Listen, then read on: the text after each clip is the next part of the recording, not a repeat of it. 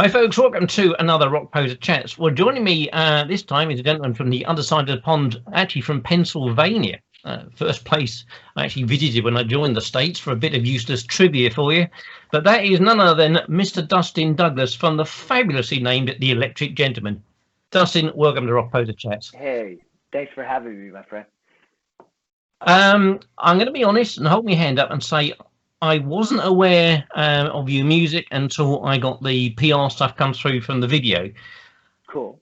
First few notes of the video, I thought, this is just so up my street. It's untrue. You know, this is slab of the type of blues rock that I like. Yeah, a little bit gritty. And I've got to say, Broken is a fantastic track. Thank you, man. I really appreciate that. Yeah, gritty. It's definitely some dirty, gritty stuff, man, for sure. So what's the story behind Broken? Well, we went into it started with the riff. I was just screwing around with the guitar, as many of them do. Sure. And then lyrically, man, it just came to me. There were some friends of mine that were going through some relationship stuff, some divorce type stuff, and then obviously the world, at the time was a bit broken, no pun intended. So, yeah, man, I like to write what's around me and what comes to me, man, and that's where lyrically it came from. The song itself happened very organically, which are usually the greatest tunes for me, because those are the truest ones, because they just come so easy. Obviously, this is the first new music since Break It Down, which I went out and bought after hearing the video track. Awesome. Your back catalogue, to be honest. Plans in the next 12 months then to release any extra new music, like in the form of an album or an EP? Yeah, that's the plan. We're going to release another single within, a month or two, just to keep the momentum going. And we have so much stuff we want to release. So, but then we're looking at a new record sometime in the fall. So, we have about half of it done. So we're going to head back in and finish it up. What's the reaction sort of in your local area, certainly on the east coast of the US, for this sort of music? Is there still a large appetite, or are you finding that you're having to fight to get a bit of an audience and have it look more worldwide? You know what? I mean, fortunately, in our neck of the woods, blues rock is there's a huge market for it, and just blues in general and rock and roll in general. So, yeah, man, there's no shortage of crowds or fans. Though I always want more. So more is more.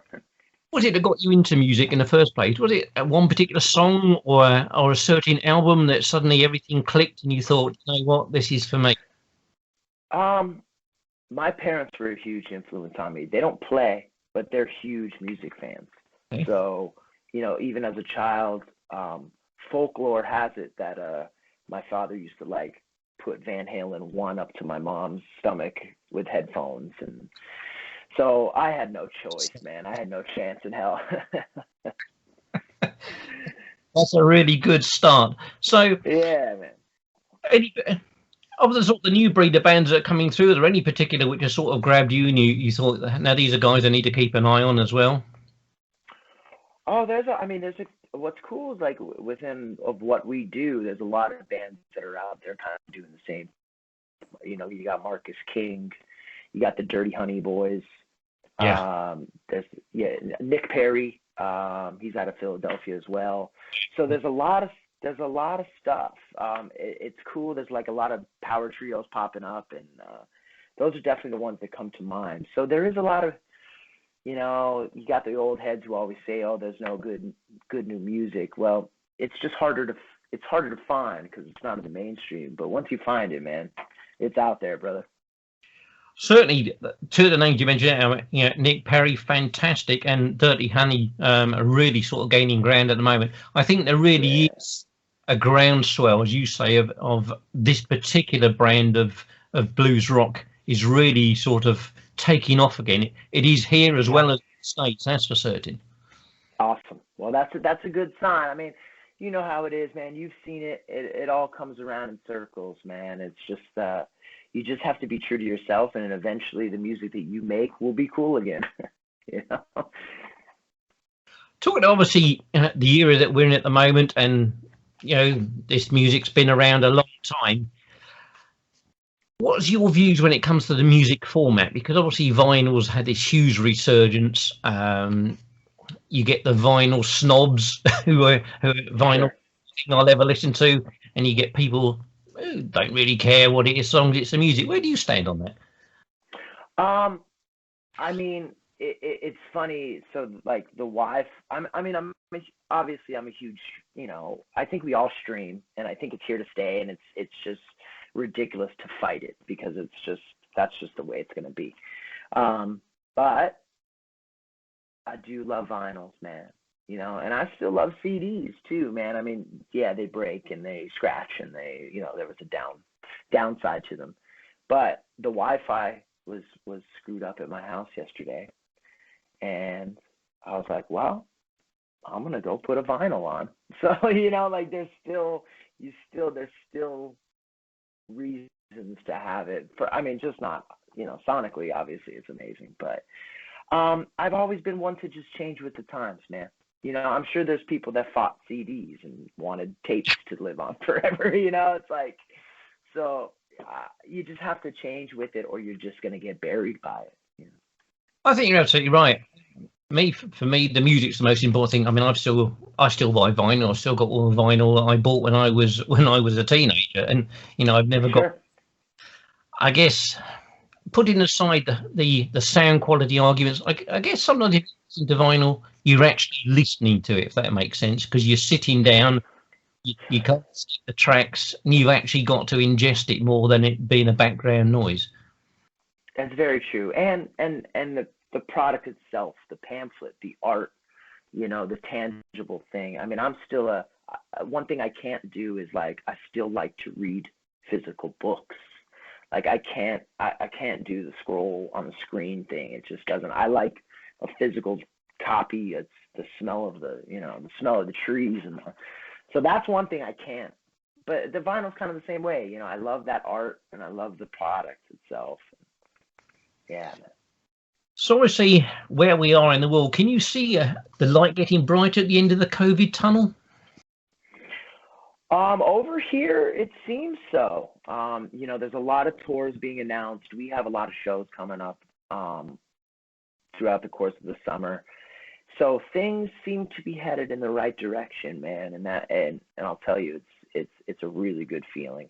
And the few shows that we have played thus far, you could just feel that energy. Like people are so happy and excited, and that's a, you know, if there's a light at the end of the tunnel, man, that's a nice and bright one, man. Yeah, we're not quite there live music wise. There are a few small outdoor things at the moment, but once June the 21st is the magic date here. Cool. So a lot more restrictions are going to get lifted. And then there's festivals and stuff in the summer. I mean, I can't wait. I cannot. Oh, I know. When was the last gig I went to? Well, it would have been February last year. It's been a long time, a hell of a long. And if you're like me, man, I mean, you probably were going to them weekly, you know, and then just to have them. Yeah, I'm you know, obviously playing side, but I'm really excited to just go to a show that I really want to see too, you know. Work aside.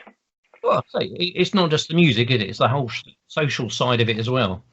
Yeah, man, absolutely. Having a pint, enjoying it, you know, just the sound, everything, man. It's all senses firing up, man. Well, hopefully we can get yourself and the rest of the Electric Gentlemen over to the UK at some point. Yeah, I mean that's the plan, man. So careful what you wish for. I've met too many times, Dustin. Trust me. Yeah, man, we'd love to, and believe me, when we're over there, we'll definitely hit you up for sure, brother. Well, Dustin, it's been an absolute treat. Looking forward to some new music when it comes out. So stuff I've listened to your back catalogue stuff, absolutely loving it. As I said at the start, right at my street, fantastic stuff. Great to see bands like yourself, really coming to the fore now, and getting an audience. Brilliant.